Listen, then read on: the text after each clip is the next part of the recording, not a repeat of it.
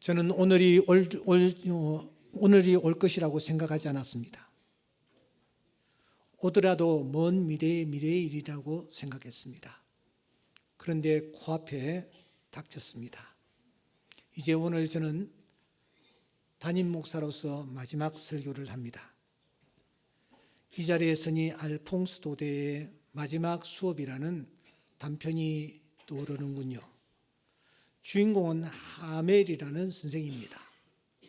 이 아멜이라는 선생이 프랑스어로 학생들을 가르치는 수업이 오늘로서 마지막이라는 사실을 생각했을 때에 그는 제일 먼저 자기의 복장을 말쑥하게 차려입습니다. 그리고 학생들 앞에 나서는 것입니다. 마찬가지로 저도 오늘 이 마지막 설교를 위해서 저도 나름대로 준비를 했습니다. 먼저 이 양복을 세탁소에 가져가서 깨끗하게 드라이를 시켰습니다. 와이셔츠는 입는 옷이 많이 있지만 제가 새 와이셔츠를 구해서 입었습니다. 넥타이도 많습니다. 그런데 넥타이 제가 오늘 처음으로 새 넥타이를 맸습니다. 왜냐하면 제 오늘의 마음가짐이 굉장히 중요하다 그렇게 생각하기 때문입니다. 무엇보다도 저는 오늘 또 구두를 챙겨 신었습니다. 여러분, 이 구두 사연이 있습니다.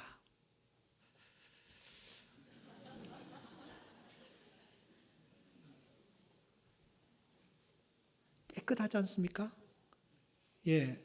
그런데 이 구두가 사연이 있습니다. 제가 이곳에 교회를 옮기고 이 건물을 신축할 때에 지하 3층부터 5층까지 얼마나 뛰어다녔는지 모릅니다. 지하실이지만 여러분 얼마나 공기가 아주 선선합니까? 습기를 전혀 느끼지 못할 정도입니다. 그만큼 제가 감리를 열심히 했습니다. 지하 3층부터 5층까지 뛰어다녔는데 지금 저 사진은 우리 천정 있지 않습니까? 천정에서 제가 찍은 사진입니다. 정말 열심히 뛰어다녔습니다. 그러다가 2년여간의 건축 기간을 마치고 이제 헌당 예배를 드리기 위해서 준비하는데 구두를 보니까 구두가 너무 낡아 있는 거예요. 그래서 구두는 하나 사야 되겠다 싶어 가까이 있는 제가 롯데백화점에 갔습니다. 가서 구두를 이렇게 고르다 보니까 이 구두가 눈에 들어왔어요. 그 구두를 사가지고 와서 그날 제가 헌당 예배를 제가 집례를 했습니다. 그러면서 문득 하나님의 말씀이 떠올랐습니다. 하나님께서 모세에게 이렇게 말씀하셨기 때문입니다. 너가 선 곳은 거룩한 땅이라. 여호수아에게도 또 말씀하십니다. 너가 선 곳은 거룩하니라. 거룩한 곳이 어딜까? 거룩한 곳은 하나님의 임재가 있는 곳이다. 거룩한 곳은 어딘가? 하나님의 말씀이 있는 곳이다. 그러면 어디냐? 이 강대상이다. 그렇다면 이 강대상에서 내가 하나님의 거룩한 말씀을 내가 선포할 때에 내가 깨끗한 구두를 신고 강대상에 서야 되겠다. 그런 생각이 제가 들었습니다. 그래서 2002년 3월 1일부터 오늘까지 제가 이 강단에 서서 말씀을 전할 때는 예외 없이 제가 이 구두를 신었습니다. 이 구두를 신고 제가 땅을 밟아본 적이 없습니다. 제 방에서 여기 내려올 때 그때 외에는 말입니다. 그리고 오늘까지 제가 이 신발을 사용하고 있습니다.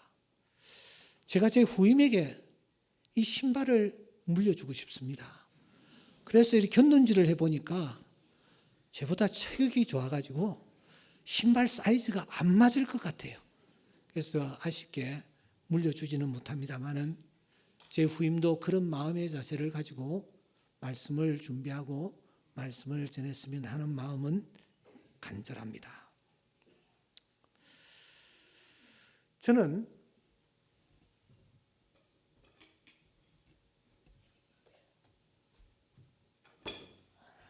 37년 전 이 교회 담임으로 부임해서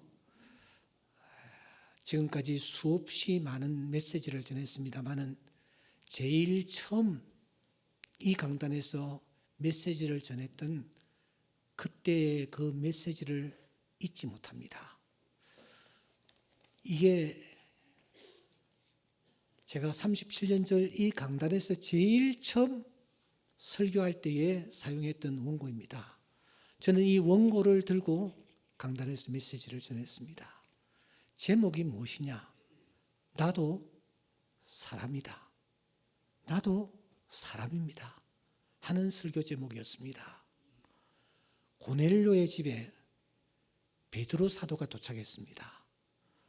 고넬료가 이 베드로 사도 앞에 온 가족들과 함께 넙죽 엎드리며 절을 하는 것 아닙니까? 그때 베드로는 느꼈습니다. 마치 하나님 앞에 엎드리는 듯한 분위기를 느꼈습니다.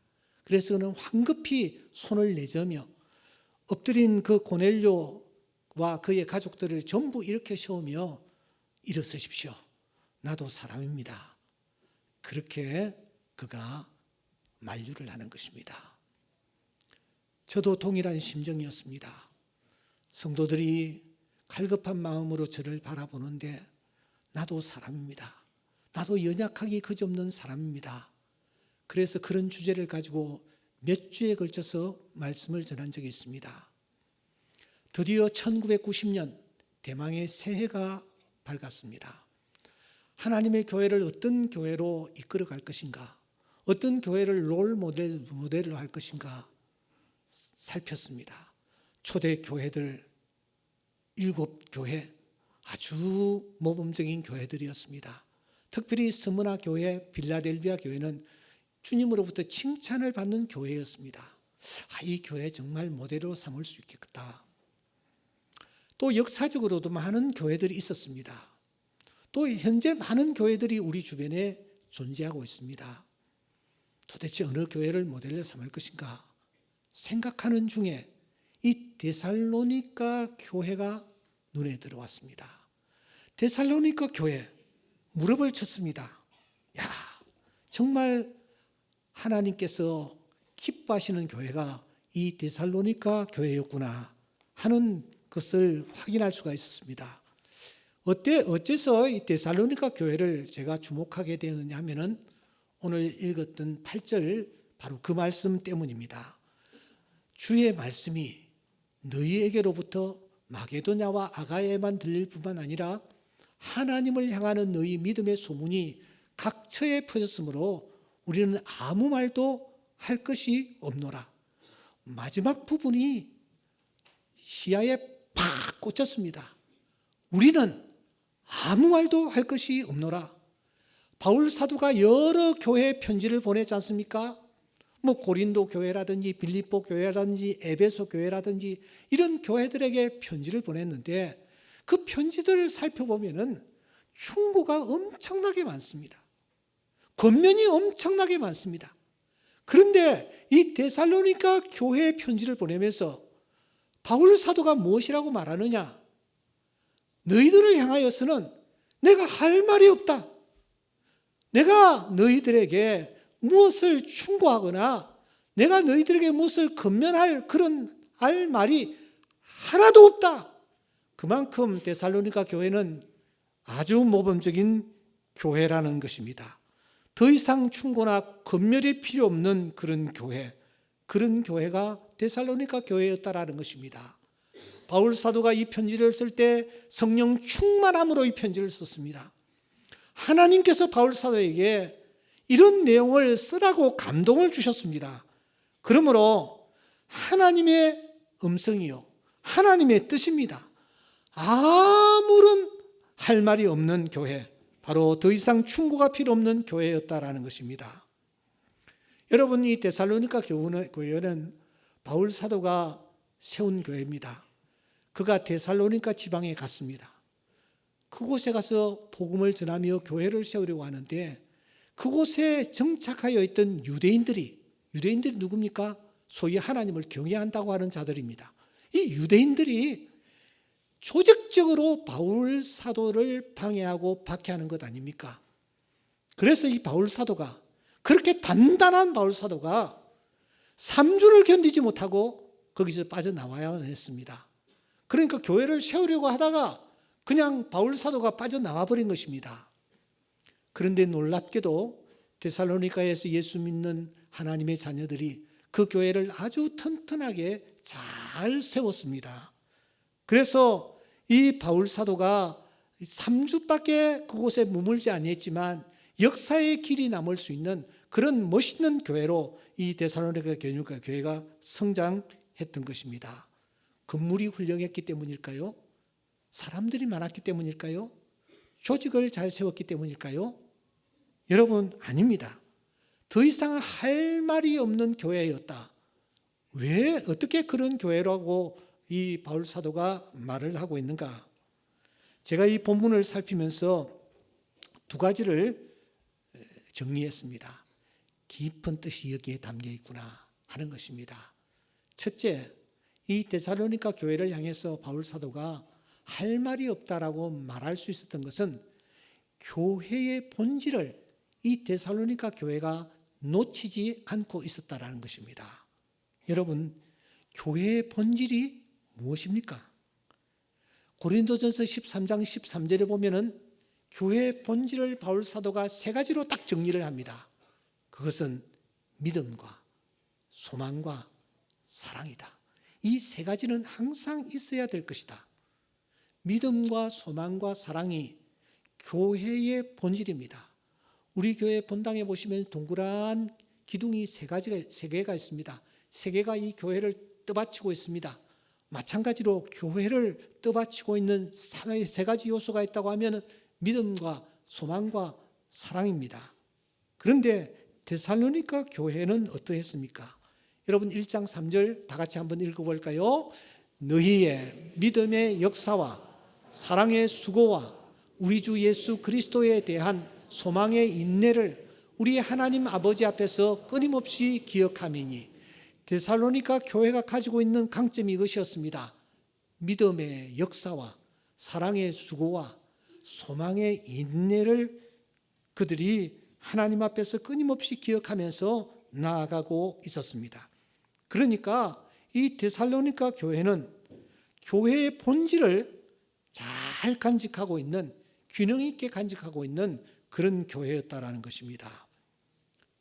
그래서 바울은 말합니다. 하나님의 사랑하심을 받은 형제들아, 너희를 택하심을 아노라. 여러분, 교회가 무엇입니까? 교회는 건물이 아닙니다. 교회는 조직도 아닙니다. 교회는 돈도 아닙니다. 교회는 숫자도 아닙니다. 진실된 사랑과 진실된 믿음과 진실된 소망이 떠받치고 있는 그런 공동체가 바로 교회라는 것입니다. 그런데 이 본문에서 우리가 놓치지 말아야 할 것이 있습니다. 그것은 여기서 그냥 믿음, 사랑, 소망 이렇게 말하지 않고 있다는 것입니다. 믿음, 사랑, 소망이 오히려 주어가 아니고 수로라는 것입니다. 믿음이 뭔가를 수식하고 있습니다. 사랑이 뭔가를 수식하고 있습니다. 소망이 무언가를 수식하고 있습니다. 무엇을 수식하고 있습니까? 그렇습니다. 역사를 수식하고 있습니다. 수고를 수식하고 있습니다. 인내를 수식하고 있습니다. 여기서 더 강조하는 것은 역사와 수고와 인내입니다. 믿음이, 온전한 믿음이 되기 위해서는 움직임이 있어야 합니다. 사랑이, 진정한 사랑이 되기 위해서는 수고, 즉 땀 흘림과 피 흘림이 있어야 합니다. 소망이, 진정한 소망이 되기 위해서는 하늘을 멍하니 바라보는 기다림이 아니라 인내함으로 소망을 간직하고 살아야 된다라는 것입니다. 그런데 이 데살로니가 교회는 믿음이 그냥 고백만 하는 믿음이 아니라 역사가 있는 믿음이 있었고, 이 데살로니가 교회는 사랑이 그냥 사랑이 아니라, 입술만의 사랑이 아니라 이들은 땀 흘리고 피 흘리는 그런 수고가 겸하여 있었으며, 이 데살로니가 교회는 여러분 소망을 가지고 있을 때 끝까지 견디고 인내하면서 주님을 바라보며 나아가는 인내함이 있었다라는 것입니다. 우리 충정교회가 이런 교회가 되었으면 하는 그런 소망을 가지고 오늘까지 부족하지만 주의 몸된 교회를 섬기며 나왔습니다. 그런데 바울의 근면은 여기에서 끝나지를 않고 있습니다. 아무 말도 할 것이 없노라고 말을 했습니다. 그런데 이 데살로니가 전서를 좀 더 읽어나가 4장과 5장에 이르면 이 교회가 아무 할 말이 없는 교회라고 했지만 다시 한번 바울이 연필을 들고 그들에게 권면하는 것을 볼 수가 있습니다. 구체적으로 무엇을 권면하고 있습니까? 무엇을 힘쓰라고 말하고 있습니까? 데살로니가전서 4장 1절에 보면은 어떻게 행하며 하나님을 기쁘시게 할 수 있는지를 우리에게 배웠으니 곧 너희가 행하는 바라. 그 다음 무슨 말이 나옵니까? 더욱 많이 힘쓰라. 데살로니가 교회를 향해서 믿음의 역사를 더욱 많이 힘쓰라 라고 권면하는 것입니다. 여기에서 그치지 않습니다. 바울 사도는 데살로니가전서 4장 9절 이하에서 이렇게 말합니다. 형제 사랑에 관하여는 너희에게 쓸 것이 없다. 왜냐하면 너희들이 하나님의 가르치심을 받아 서로 사랑하기 때문이다. 그리고 난 뒤에 10절에 와서 이 바울 사도가 이렇게 말합니다. 모든 형제에 대하여 과연 이것을 행하도다. 형제들아 권하노니 더욱 그렇게 행해라. 무엇을 더욱 그렇게 행하라고 말합니까? 사랑의 수고를 더욱 그렇게 행하라는 것입니다. 사랑의 수고를 더욱 힘쓰라는 권면입니다. 바울 사도는 또 이어서 말합니다. 데살로니가전서 5장 1절 이하에 보시면 때와 시기에 관하여는, 이 말은 소망에 관한 얘기입니다. 너희에게 내가 쓸 것이 없다. 하지만 다른 이들과 같이 자지 말고 오직 깨어 정신을 차릴지라 피차 권면하고 서로 덕을 세우기를 너희가 하는 것 같이 하라고 권면하는 것입니다. 소망의 인내를 더욱 힘써라라는 권면입니다. 내가 할 말이 없지만 너희들에게 다시 조심스럽게 권면한다. 너희들이 믿음의 역사를 더욱 힘쓰고 사랑의 수고를 더욱 힘쓰고 소망의 인내를 더욱 힘쓰는 그런 교회가 되기를 바란다라는 권면을 바울 사도가 하고 있는 것입니다. 저는 이 말씀을 붙잡고 우리 충정교회가 주님 오시는 그날까지 믿음의 역사를 더욱 힘쓰고 소망의 인내를 더욱더 힘쓰고 사랑의 수고를 더욱 힘쓰는 교회가 되어야 되겠다라는 소망을 가지고 오늘까지 주님의 교회를 끌어왔습니다. 우리 교회가 주님 보실 때에 믿음의 역사가 있는 교회가 되기를 주의 이름으로 축원합니다.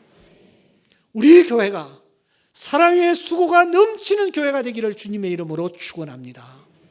소망 가운데 인내하고 참으면서 기다리는 그런 귀한 교회가 되기를 주님의 이름으로 축원합니다. 오늘 이 8절 말씀에는 교회의 본질이 무엇이냐를 우리에게 알려줄 뿐만 아니라 또 하나 아주 중요한 메시지가 담겨져 있습니다. 더 이상 할 말이 없다. 여러분, 이 메시지 속에 담겨져 있는 깊은 뜻이 도대체 무엇일까요? 8절을 읽고 또 읽어보십시오. 이 말 속에는 데살로니가 교회를 향한 바울 사도의 고마움의 표현이 담겨 있습니다. 우리는 아무 말도 할 것이 없노라. 감사가 담겨 있단 말입니다. 너무 고맙다. 데살로니가 교회를 바라보며 바울 사도가 저들이 바울의 가르침을 받아 믿음과 사랑과 소망 안에서 표대이신 주님을 바라보고 달려가고 있는 그 모습이 너무 고맙다라는 것입니다. 그래서 바울은 할 말이 없다라는 그런 표현을 쓰는 것입니다. 자신은 3주밖에 그곳에 머물지 않았습니다. 그래서 이 데살로니가 교회는 지도자가 없는 교회였습니다. 그럼에도 불구하고 이 데살로니가 교회 성도들이 믿음의 역사와 사랑의 수고와 소망의 인내함으로 표대이신 주님을 바라보고 달려가는 그 모습을 바라보며 바울은 너무너무 하나님께 고마움을 표하고 있는 것입니다. 저 또한 그렇습니다. 37년 동안 이 교회를 사역해 오면서 달려온 길을 되돌아보니 정말 감사하다 하는 마음이 제 안에 가득합니다. 먼저 저와 함께 사역을 했던 우리 사랑하는 장로님들에게 제가 감사를 오늘 이 자리에서 표하고 싶습니다. 현재 심호하는 장로님들뿐만 아니라 교회를 섬기시다가 은퇴하신 여러 장로님 마찬가지입니다. 장로님들의 선한 협력이 있었기에 오늘 이 충정교회가 여기에 이렇게 자리매김하고 있는 것입니다. 여러분, 장로님들 중에 한 분이라도 어이 그거 일산에 그거 우리가 어떻게 가요? 일산에 가면은 수요일 예배도 참석 못하고 새벽 기도에도 참석 못하는데 우리가 왜 일산까지 가야 합니까? 라고 말씀을 하시면서 아니요 라고 했다면 여러분, 교회를 옮기는 이 일이, 이 지난한 일이 과연 가능했겠습니까? 그런데 우리 교회 당시 장로님들이 여러 가지 불편함과 어려움과 여러 가지 상황이 힘들다는 것을 아시면서도 불구하고 충정로에서 일산으로 옮기는 이 과정에서 모두 다 예스해 주시고 긍정적으로 이렇게 임해 주셔서 충정로에서 여기까지 오게 된 것입니다. 주변의 목회자들은 기적이라고 합니다. 왜냐하면 서대문에 있는 모모 교회들, 몇몇 교회들이 일산으로 교회를 옮기려고 발버둥을 쳤지만 결국은 다 실패하고 말았습니다. 오직 성공한 교회는 이 충정교회밖에 없습니다. 내가 능력 있고 리더십이 있어서가 아닙니다. 우리 장로님들이 같이 협력해 주셨기 때문에 우리가 이 교회를 이곳으로 옮길 수 있었던 것입니다. 그러므로 우리 교회 장로님들은 사도행전 20장에 등장하는 에베소 교회 장로님들과 다를 바가 없습니다. 바울 사도가 이제 생을 마무리해야 될 시점에 사람이 보고 싶어요. 누가 보고 싶으냐? 에베소 교회 장로님들이 보고 싶은 것입니다. 왜냐하면 에베소 교회 장로님들이 너무 선하게 협력을 잘해 주셨기 때문입니다. 그래서 그가 밀레도에서 에베소 교회 장로님들을 초청합니다. 그리고 그 장로님들과 함께 많은 대화를 나눕니다. 대화를 나눈 후에 무릎을 꿇고 그 장로님들과 함께 하나님 앞에 기도합니다. 이때 장로님들이 다 크게 울며 바울의 목을 안고 입까지 맞춥니다. 왜냐하면 다시 그 얼굴을 보지 못하리라 라고 했기 때문입니다. 그리고서는 바울 사도를 전송하는 것입니다. 바울이 사역할 때에 에베소 교회 장로님들의 이런 헌신과 이런 지지가 있었기에 바울은 사역을 할 수가 있었던 것입니다. 그러므로 바울 사도가 잊을 수가 없었습니다. 저도 아마 제가 언제 하나님의 부름을 받으실지 모르지만 제 일가와 친척보다는 제가 함께 사역했던 장로님들을 제가 먼저 청할 것이죠. 장로님들을 먼저 내가 만나고 싶은 마음 가지고 있습니다. 왜냐하면 너무너무 귀한 장로님들이 저를 다 잘 도와주셨기 때문에 오늘의 충정교회가 있다고 생각하기 때문입니다. 바울 곁에는 이와 같은 장로님들만 계신 것이 아니라 훌륭한 평신도들이 바울을 도우고 협력했습니다. 로마서 16장에 보면은 바울을 도왔던 많은 평신도들을 우리는 발견합니다. 16장 1절에 보면은 베베라는 그런 여성도가 등장을 합니다. 그는 제일 먼저 베베라는 여성도가 눈에 떠올랐습니다. 그래서 베베를 떠올리며 이렇게 말합니다. 합당한 예절로 그를 영접해라. 도와주라. 그는 여러 사람과 나의 보호자가 되었다. 마치 기생 라합이 이스라엘의 정탐꾼들을 숨겨주었듯이 바울 사도가 힘들고 어려웠을 때에 이 베베라는 여성은 자기의 온몸을 던져서 바울 사도를 도우고 보호하고 숨겨주는 일을 했기 때문에 바울이 사역을 할 수가 있었기에 바울은 그 베베를 잊을 수가 없었던 것입니다. 뿐만 아니라 이 바울 사도는 눈을 감고 생각해 보니 브리스길라와 아굴라 부부가 또 떠오르는 것입니다. 그래서 3절부터 그는 말합니다. 나와 동역자들인 브리스가와 아굴라에게 문안해라.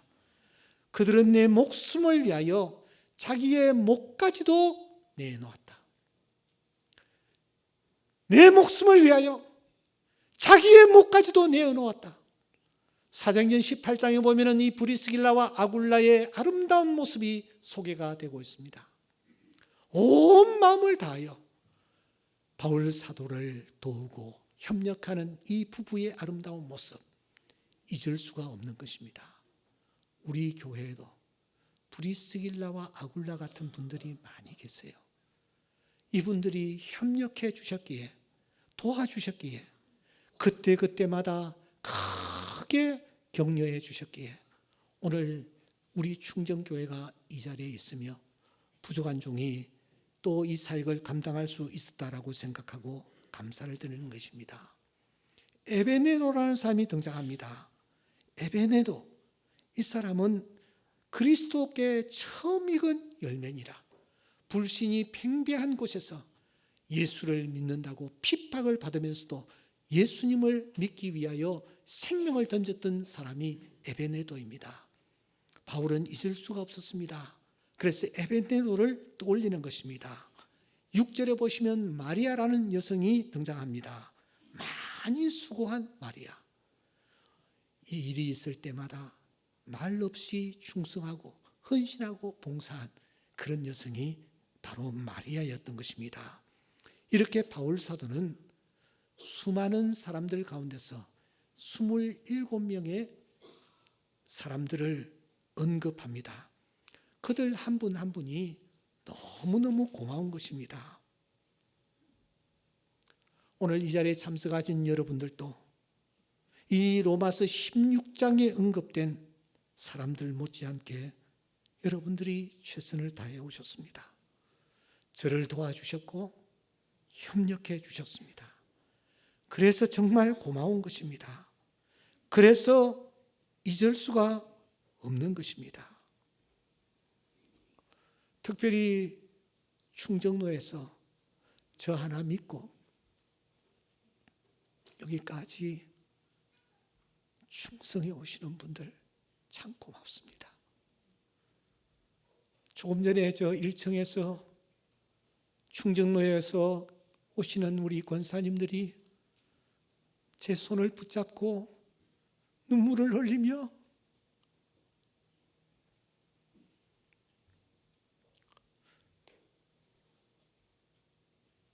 안타까워하는 모습 보면서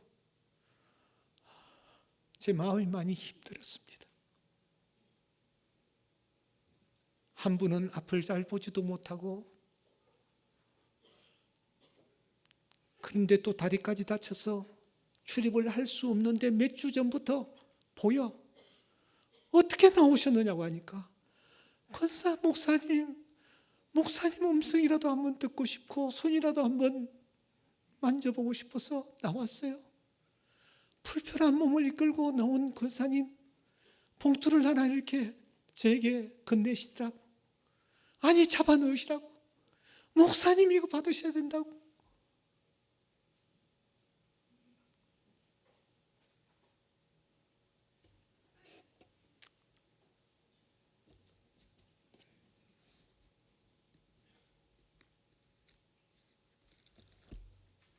요즘 저에게 카드나 편지들이 많이 답지하고 있습니다.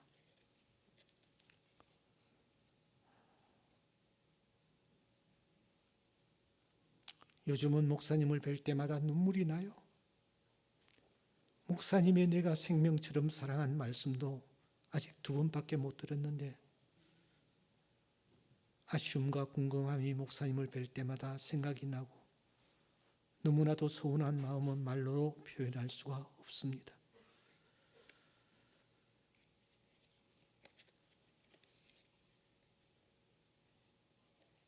목사님, 가끔 인사드려도 받아주셔서 감사합니다.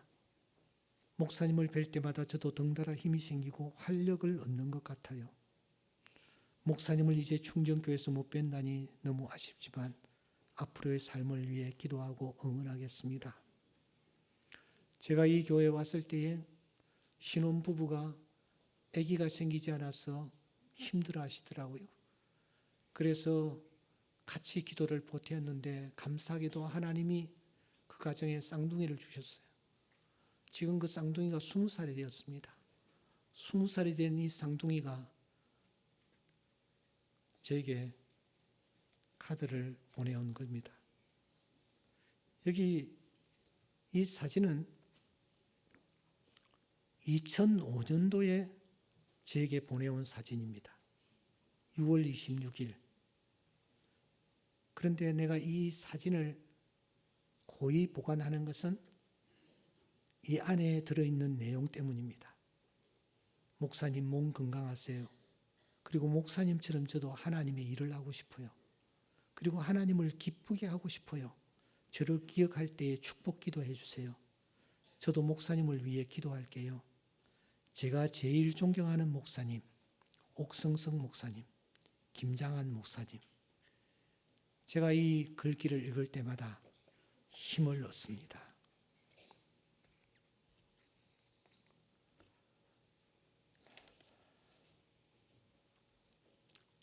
오늘 제가 이렇게 사역을 마무리할 수 있게 된 것은 우리 교회 장로님들을 위시하여 이 자리에 참석한 여러분들의 협력과 기도와 헌신과 사랑 때문입니다. 어떻게 제가 잊을 수 있습니까? 저는 여러분들이 보시는 대로 약한 부분이 참 많은 사람입니다. 실망시키는 부분들도 참 많았습니다. 우리 호산나 찬양대에 찬양이 좋습니다만 대원들 가운데서 몇 분이 자리에서 내려와 보이지를 않습니다.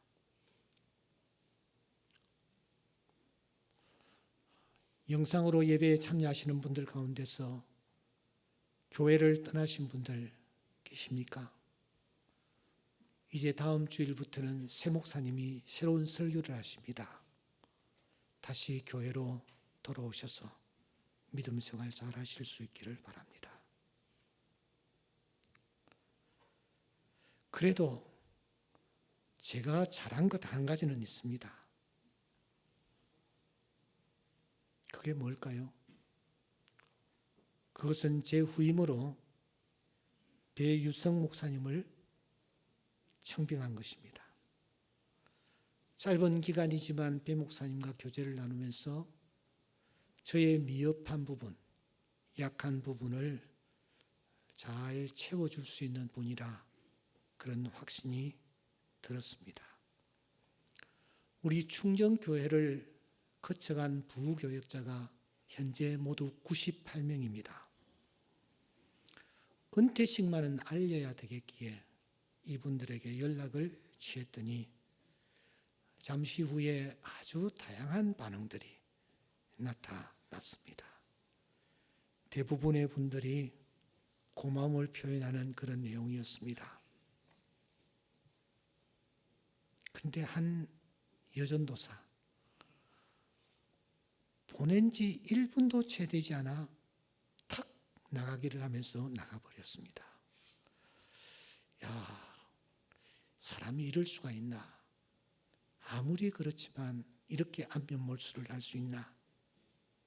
그래도 담임 목사가 이렇게 보냈는데 어떻게 이런 반응을 보이는가? 그런 생각을 했습니다. 여러분들도 저를 바라보며 저 사람은 이제 끈떨어진 년이다 그렇게 생각하고 저를 바라보고 계시는지는 모르겠습니다만 우리가 하나님 안에서 지금까지 함께 달려왔습니다. 끝까지 믿음의 의리를 지키면서 이 교회를 섬겨 나갔으면 참 좋겠습니다. 저는 다음 주일부터 1층에 있는 로비에서 서 있지 않습니다. 다음 주일부터는 제가 지하 3층 식당에서 여러분들과 인사를 나누지 아니할 것입니다. 저는 지금 고민하는 것이 하나 있습니다. 다음 주일부터 이 예배당 어디에 앉아서 예배를 드릴까? 이것이 제 숙제입니다.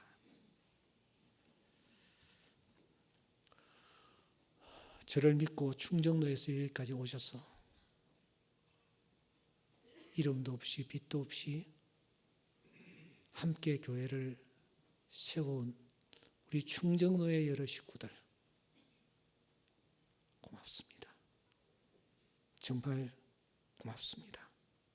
하나님이 여러분들의 나아간 앞길을 크게 축복해 주시기를 바랍니다. 큰 행사를 앞두고 있기에 지금 몇 주째 교회를 좀 수리하고 있습니다. 그래서 예배당이 무척 어수선하죠. 며칠 전 점심시간이 훨씬 지난 시각에 배가 좀 고파서 뭘 좀 먹어야 되겠다라고 생각하고 4층에서 엘리베이터를 이용해서 밑으로 내려오고 있는데 중간 부분에 오더니만은 엘리베이터가 그냥 스톱했습니다. 고장입니다 하고서는 불까지 완전히 다 꺼져버렸어요. 손에 핸드폰도 없고 방법이 없었습니다. 혼자였습니다. 연락을 취하려고 해도 방법이 없어서 두드려 보아도 아무런 소식이 없었습니다. 여러분 혼자서 불 꺼진 엘리베이터 안에 갇혀본 적이 있습니까? 저는 난생 처음으로 그런 경험을 했습니다. 대화를 나눌 상대도 없는 것입니다. 캄캄합니다. 혼자서 발을 동동 구르는 것입니다. 성경에 보면 사방으로 애와 우겨쌈을 당했다라는 표현이 있는데 제가 그런 형국이었습니다. 캄캄한 엘리베이터 안에서 하나님이 왜 은퇴를 앞둔 이 시점에 이런 희한한 경험을 하게 하셨을까? 그때에 하나님께서 말씀하시는 듯해 보였습니다. 야, 옥목사야, 은퇴라는 건 말이야 캄캄한 엘리베이터 안에 혼자 갇혀있는 것하고 비슷해. 너 먼저 맛 좀 봐. 이렇게 하시는 것 같았습니다. 여러분들을 사랑합니다. 고맙습니다. 기도하십시다.